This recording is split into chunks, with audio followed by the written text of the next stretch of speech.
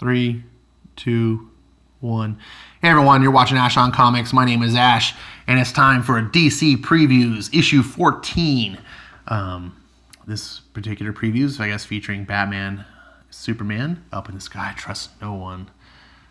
Is this like an X-Files crossover? No. So here's the cover, at least cover A. I don't know why they have multiple covers of these, but whatever. I'm actually very much looking forward to this. Let's get into it. This is long. I'm going to try to keep this as concise as possible because this is a thick book. Here's the highlights. These are not the highlights. I don't know. So stupid. Okay, so we've got Batman Who Laughs, number 7. I've been saving these to binge read them, but I've been hearing great things. I got to jump on this. I love Scott Snyder. I love Batman Who Laughs. I love DeMetal. I love Scott Snyder on Batman.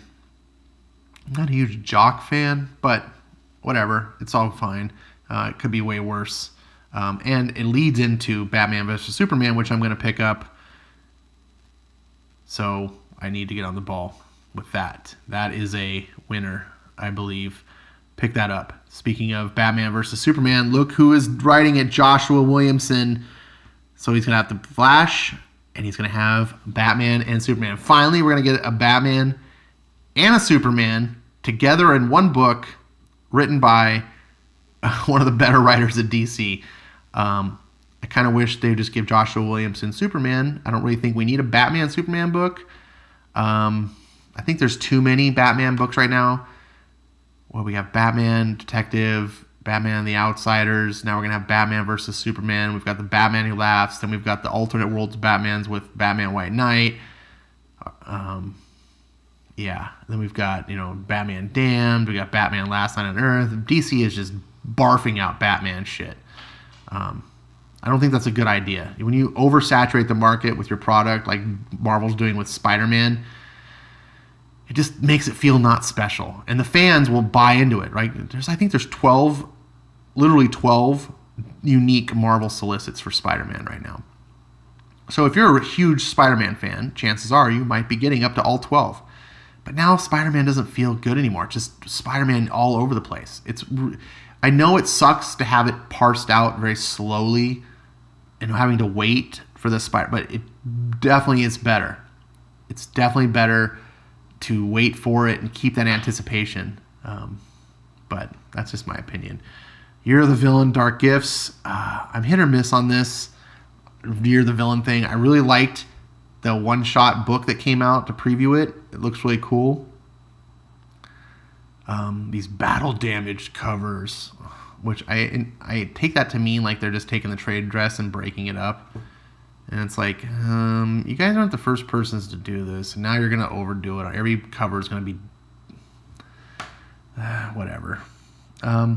So I don't like this whole thing with events where it's like, look at all these crossovers.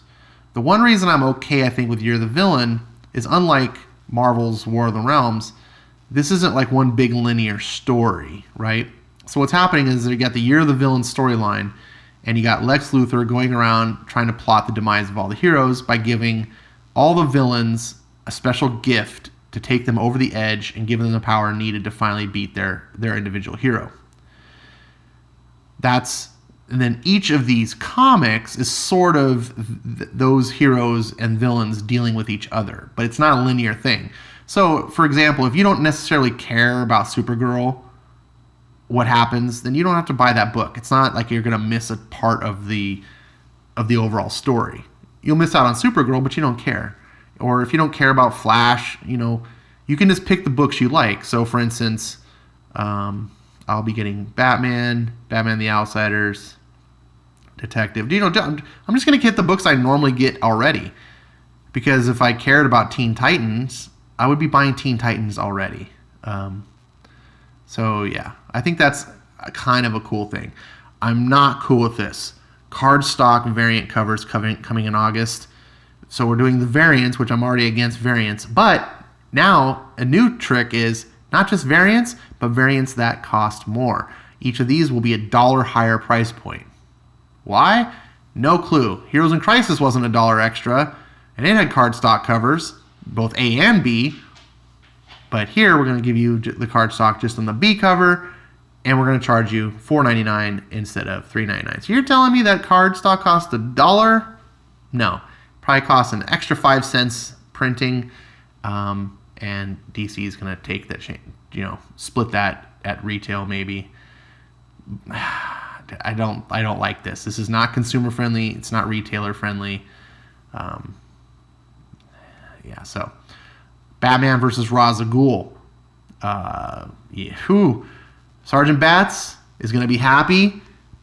I don't know if he's going to stick with his not buying DC, but check it out. Written by Neil Adams, art and cover by Neil Adams, black and white variant cover Neil Adams. Ra's al Ghul, #1, 6-issue series. So his favorite Batman artist, I'm pretty sure Neil Adams is his favorite. Maybe not his favorite writer, but I'm not a huge Neil Adams guy. Sergeant Bats is big. A lot of people like Neil Adams. Sergeant Bats says that Neil Adams is bigger than Frank Miller. We'll see. We'll see.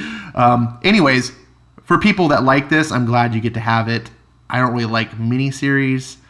I'm not sure if I'm going to get it. I just wish that they would just give Neil a 6-issue run on, say, like Batman, and say, hey, Tom, go take a vacation. 6 issues of this, and then bring on. Like, you can do that, or Detective Comics, or whatever. Like, stop with these miniseries. Oh, great. DC's getting into the facsimile edition nonsense. Batman Curse of the White Knight. Oh, drop my pen. This needs really no introduction. If you're not getting this, it's because you hate Batman and you hate good comics. Look at Azrael. Holy shit, he looks badass. Wildcats #1. Oh, man, I was so excited when I heard. I was like, oh, wow, bring back what? I mean, maybe like a month before they announced this, I was on a thing. I was like, oh, bring back Wildcats. I was tweeting Jim Lee, bring back Wildcats. I would buy the hell out of Wildcats. And then, oh, they're bringing back Wildcats. Shit, doesn't that look awesome? No, this is actually what it looks like.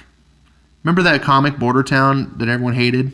Yeah, that's the artist that's going to be doing Wildcats. So on the cover, it's the art you wish was inside. On the inside, it's Super SJW Wildcats. Oh, I don't care about that, but it just, look at this. He's not suited for this. Why is he getting a mainstream? Jim, come on. Black Mask, you're the villain #1. Okay, I'm not buying any of these. These one shot. This is another Marvel bullshit excuse. Like, oh, buy a #1. And it's Tom Taylor, so screw that. Sinestro, you're the villain #1. Yes, and it's Mark Russell. Hey, let's just get all the SJW hacks to do these. Black Canary Ignite. These young adult graphic novels are nonsense. I read the Super Sons one. I keep meaning to do a review on it. Holy shit, you cannot believe how bad it is. Like, wow, is it bad? Like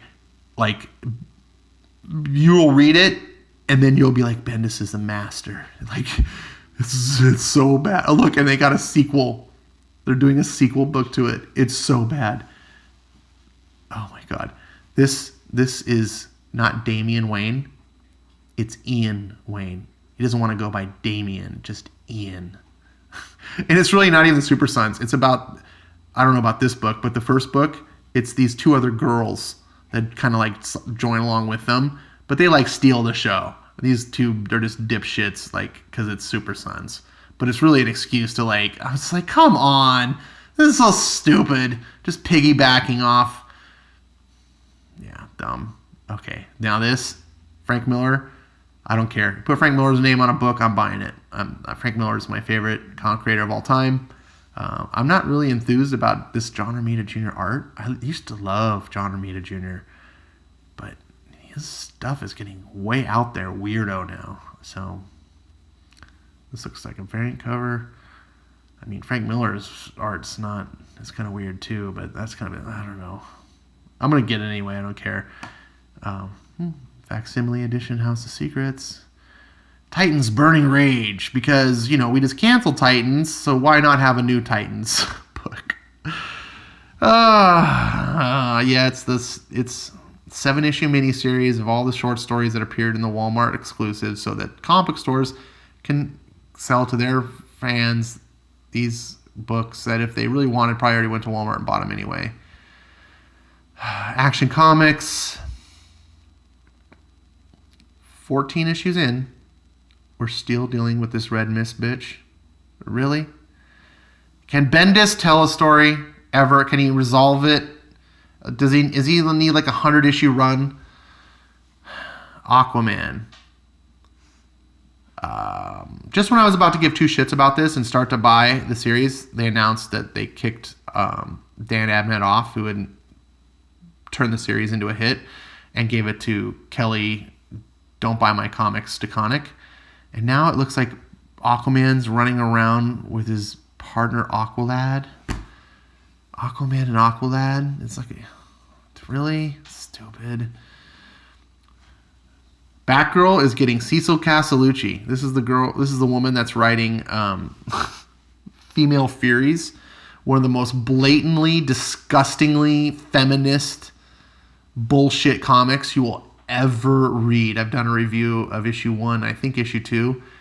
It is comically bad feminist writing. It like oh my god, it's stupid. And now they're putting her on Batgirl's utterly ruined. I don't even have to read an issue. She is so bad that I don't even need to read an issue to know that this is going to be destroyed. Dan Jurgens is pleasing lots of fans with Batman Beyond. I'm not a Batman Beyond fan, but I'm happy for their fans. So if you like that, you should probably pick it up.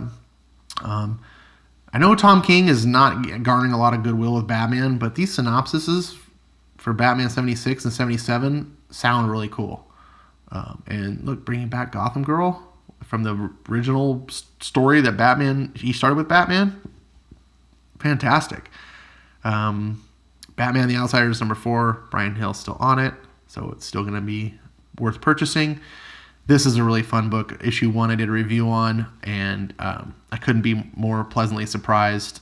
The writing and the art, the concept of the story is if Batman and the Turtles were invented in the same universe by Eastman and Laird, it's not the Turtles guest starring in Batman or Batman guest starring in the Turtles. It's like a reimagining if they came together. Like, I can't explain it, but if you just look here at how Shredder and the Joker are an amalgamation of the same thing, Harley Quinn's the Ninja, it's cool. And it's really just fun comics. There's no deep messages or anything. It's just fun adventure, good guys versus bad guys, cowabunga. It's great. And it's not silly. That's another thing. It's just fun. No one cares about Vertigo anymore. Vertigo is utterly ruined by it. Do they say who the editor is? He's just destroyed Vertigo. I can't believe DC's even still paying this guy. It's like no one can fail over there. Like, you just can go in and you just like piss in the corner. People are like, oh, okay. We'll hire someone to clean that up. It's like it used to be like you had to succeed and like do good at your job. And now you can completely, utterly ruin an entire franchise that used to have one of the highest pedigrees. And it's just like, oh, okay, we'll keep paying you. Good job. Good job having that up. I don't care about Catwoman. I don't think she should have her own book. I thought Young Animal was canceled. Like, that was the whole point. Like, they brought Vertigo back, and like, Young Animal was an experiment. Like, no. But someone could explain to me what Young Animal is. I don't know. I thought Young Animal was like DC's new attempt at a new type of Vertigo. Basically what Vertigo is now. Like, this is where like the Border Town books should have gone, I think. But now they're going to Vertigo but they're still doing Young. I don't get it. Someone explain it to me, please. Deceased #4, is that Sergeant Rock? That's cool if it is. But I read the first issue of this. I reviewed it. It's not nearly as bad as I would expect from a Tom Taylor book. It was actually, there were some intense moments, and I was like, it's okay. I think people who want this are gonna enjoy it. I'm not gonna pay for the whole, $3.99 per issue for 6 issues. But I was expecting it to just be, mustard and bigotry garbage that Tom Taylor's, famous for, and it wasn't. So that's good. Hopefully it continues. Christopher Priest, Deathstroke. Deathstroke fans love this. From what I hear, everyone's like, oh, Deathstroke's the best book no one's buying. I don't know why I don't buy it, because it's kind of right up my alley. It's just one of those things where I'm just like, oh, should I jump in? I don't know. Every time I jump in on a DC book, it's like they yank it out from under me. So I kind of feel like I'm going to go, oh, yeah, cool. I'll jump in on Deathstroke. And then they'll be like, Deathstroke's canceled. I'm just like, they've done it more times than not for me. It's pissing me off. Dial H for Hero. How does this make it to number 6? This was 12,000 issues at number 2. The number 2, when it was on issue number 2, it was already down to 12,000 copies. How is this not canceled? Oh, it's 6 of 6. It's a mini series. I love this modern day comics where they just like launch a series and it's like, oh, it's not doing well. Oh, it's a mini series. Or maybe it was a mini series, but maybe they hide it so that if it does do well, they can just keep it going. Peter Tomasi and Detective Comics, best Batman comic out right now. I'm very happy. The Arkham Knight story is really cool. I've done reviews on those. I'm very excited for these. Doom Patrol I might pick up. I read Umbrella Academy, Gerard Way's Umbrella Academy. Fantastic. It's so good. And Doom Patrol Umbrella Academy seems to be like Doom Patrol. So I'm kind of like, well, this might be the same. I don't know. It doesn't appear to be a mini series. So we'll see. The Dreaming, no one cares about this. Event Leviathan, number 3. Oh, jeez. I don't know if I'm going to get...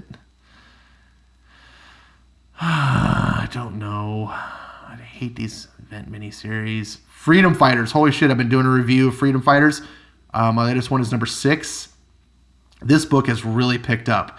It was never bad, but it was just sort of like not reaching the expectations I had for a Robert Venditti book. It started to really pick up on issue 4. The number 5 was really good, and number 6 is just like bang. This book went instantly into like my top 5 books on my pull list that I'm into. Really, really excited now. Like it just shifted into 6th gear, and it's going. Check out my review if you haven't. This is a great book. This is, if you like Hawkman, this is along the same type of lines of heroism and against all odds type scenarios. It's just fun. Really good. I'm very much enjoying it. Flash, I'm doing reviews on the year 1 story right now. I can't really comment on Flash itself otherwise, but Josh Williamson is one of the best writers over at DC. Solid. Just doesn't ever disappoint. And then, of course, you've got Green Lantern. This looks like to be an interesting premise. They've like 12 different Green Lanterns from across the multiverse, including Bat Lantern, for some sort of adventure that he's got. Leave it to Morrison to go crazy with the stories. Harley Quinn is still going strong, 64. Stupidest character in comics. God, I hate this character. I want her to be murdered so bad. She's just terrible. And Sam Humphries is not a good writer. God, that Dial H for Hero book is terrible. The other guy that was writing this is just as bad. I don't understand why this book sells. I guess this is the name Harley Quinn. It's like T. Speaking of Robert Venditti and Hawkman, it's Hawkman 15. The main Hawkman storyline that's been going on, it concluded with issue 12, is phenomenal. I'm crossing my fingers with going forward, but in Venditti we trust, so we'll see how this is. More Sandman garbage books, just ripping off the name Sandman to sell books, and no interest in quality. Just throw that brand out there, and the mindless comic zombies would be like, "Oh yeah, Sandman, that's good stuff. I'll buy it." Scott Snyder is, along with Jeff Johns, Scott Snyder is the biggest idea man at DC. If DC could put Scott Snyder and Jeff Johns as some sort of, like, I would promote them into some sort of creative position. Like, I know Jeff Johns stepped down from Chief Creative Officer, but and Jim Lee is technically holding the Chief Creative Officer. leave Jim Lee to be in that position, just to hold that title, but promote Geoff Johns and Scott Snyder into something under just like, I don't know, directing creative officer or something like that. That's where they're literally doing the work combined of what Jim Lee kind of just oversees it and goes, yep, crosses off the check boxes. But let Geoff and Scott drive DC. If they steer the ship at DC, this will be phenomenal. DC would go back to greatness again. These guys together know how to do fun, good comics. They have ideas for good stories. They handle themselves great with the fans. And they're always pulling out really cool ideas. Geoff Johns is more classical. He's the kind of guy that fixes all the problems, mends it all together. Oh, that was broken. Well, I'm going to spin this all around and make it so all that shit you thought was broken was actually cool. And you're like, oh my God, it's cool. And Scott's kind of the guy who's like, all this stuff is bizarre. Like, I'm outside the box. I'm shaking things up. I'm breaking all this stuff so I can bring in something you haven't seen before. And that's great too. Together, an unbeatable pair. And that's what this Bendis and King shit has got to go. It's the wrong direction. I don't care about their names. And Tinian is just, man, he's knocking it out too with Justice League Dark, and then he's also co-writing Justice League. Oh man, this is where it's at. I'm so glad that I broke down and decided to pick up Justice League books, because I was like, Justice League's not for me. I'll read Superman, I'll read Batman books. I don't really care about the other characters. I think Justice League's kind of corny.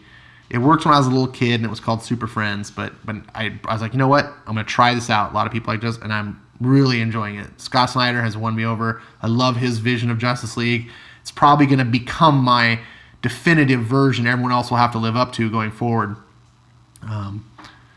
But I'm so glad, because to me, that's what's holding DC together amidst this mess, like fucking Lois Lane. No one wants a Lois Lane book. No, you hipsters that are going to comment below and say, oh, you're wrong. No, you don't. No one wants this. You just want the idea of it. Oh, woman power. Oh, more Sandman nonsense. Look, let's write a book where Satan is the hero. Fucking great. Martian Manhunter #8. This is a great series, way overlooked series because of this artist, I believe. People are like, what the hell am I looking at? But if you can overcome Riley Rossmo's bizarro style, and it looks fine when he's drawing like crazy alien creatures. It just looks bad when he's drawing humans. Steve Orlando is writing the best story I've ever read of his. It's really good. Nightwing, Dan Jurgens has taken over with, she was at 59. So it looks like by the time we get to 63, maybe things are going to be in full swing. We got Talon coming in. This is a cool alternate cover with Nightwing throwing the Robin suit away. I don't know. Pearl. From the creators of Jessica Jones. Look, Jessica Jones is not that big of a deal. Okay? Jessica Jones got a TV show, and the first season of the TV show was well done. But otherwise, no one gave two fucking shits about Jessica Jones up until Netflix did a TV show of it. So it's not like it's like the creator of Spider-Man. It's not the creator of X-Men. It's the creator of Jessica Jones, the character that no one cared about until she got a TV show. No one knew who she was. And now it's all we can say. Isn't it great? No. Some guy wrote a stupid book about a girl who's a detective and whatever. These books don't sell. No one reads them. Look at this. This is a cover of a comic book. What the? It's postmodern bullshit. Nonsense. Look at this. And they use photo tracing art. It's not even, this is everything about comics that you want. This isn't it. Red Hood and the Outlaws. Kenneth Rocafort's jumping on as the artist. That's pretty cool. I really still think this book is lost. It needs to go back to its Dark Trinity. But this sounds interesting. Lex is going to give Red Hood a gift and his gift is to train the future of the criminals. That's a cool alternate cover. So he may train a new band of outlaws. I don't know. It has some potential, but it's shaky. Oh, Scooby-Doo, where are you? 100. Holy shit. 100 issues of Scooby-Doo. Marvel wishes they could get that high. Shazam number 9. Jeff Johns still going strong on a book that few people care about. No one would care about it if it weren't Jeff Johns. But it's kind of cool. All the fantasy creatures. Oz, Alice in Wonderland. And Supergirl, I don't care about. Superman, I care about, but Bendis is ruining. Oh, just a variant cover out of him. He was Superman's pal, Jimmy Olsen. Can't you just wait for this silly Billy comic? This is so stupid.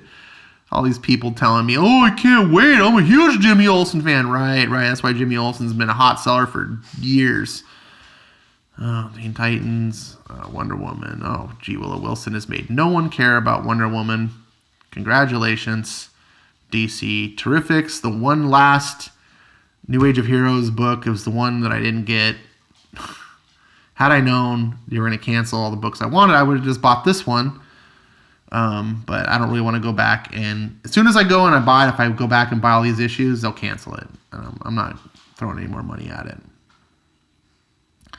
Young Justice number 8. This book is awful. I hate this book. Batman Universe number 2 by Brian Michael Bendis. Superman Up in the Sky. These are all the Walmart books.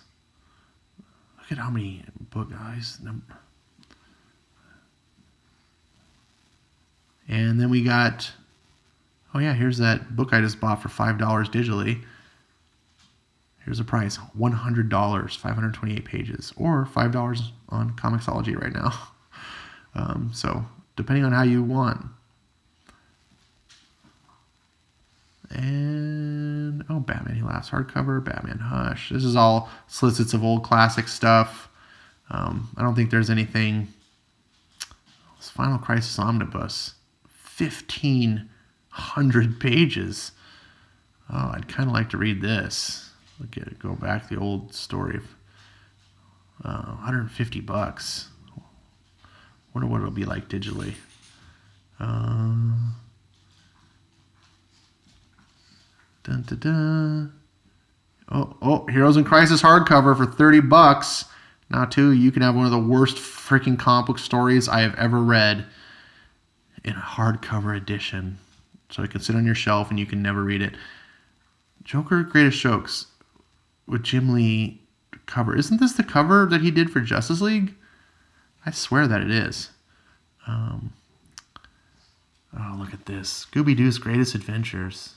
Look, there's a Green Lantern dog with an actual ring. What the hell? Sandman, Dream of Sandman, Stargirl by Jeff Johns. Why are they doing a photo cover? It's comics. Why does Jeff Johns do all this like bizarro, weird characters that no one's heard of? Like, Jeff Johns should be doing big mainstream stuff, at least some of the time. You know, just to help keep those flagships being awesome. Oh, Young Justice Gem World. I'm telling you what, this next issue is not going to wrap up this story because that's the way Bendis works. He doesn't understand how to complete a story arc. So you're going to get this trade, and it's not even going to be a full story, just like his Superman books. It'll just end, and the story is just ongoing because there's really no plot. It's just random things happening in his books. Then we get a bunch of statues and toys. I don't think there was anything interesting. Oh, some cool new shirts. And here's your checklist. I'm going to print that out, see what I'm going to get. And that's it. Right around the, here's the B cover. Hopefully you got an interesting look at what's coming up. This is for the August books. That'll be on sale So if there's anything here that you're interested in, you can order. Make sure your comic book store knows about it or whatever, because that happens to me all the time. I'll be like, what? I didn't know this was coming out. And they're like, oh, yeah, it was out. And then I can't get it. So hopefully that was interesting for you. Tell me what you thought, what books you're interested in getting, what books you think no one should get. Talk me out of books that I'm interested in, that sort of thing. Let me know. Thank you so much for watching. This has been DC Previews number 14, and I will see you next time.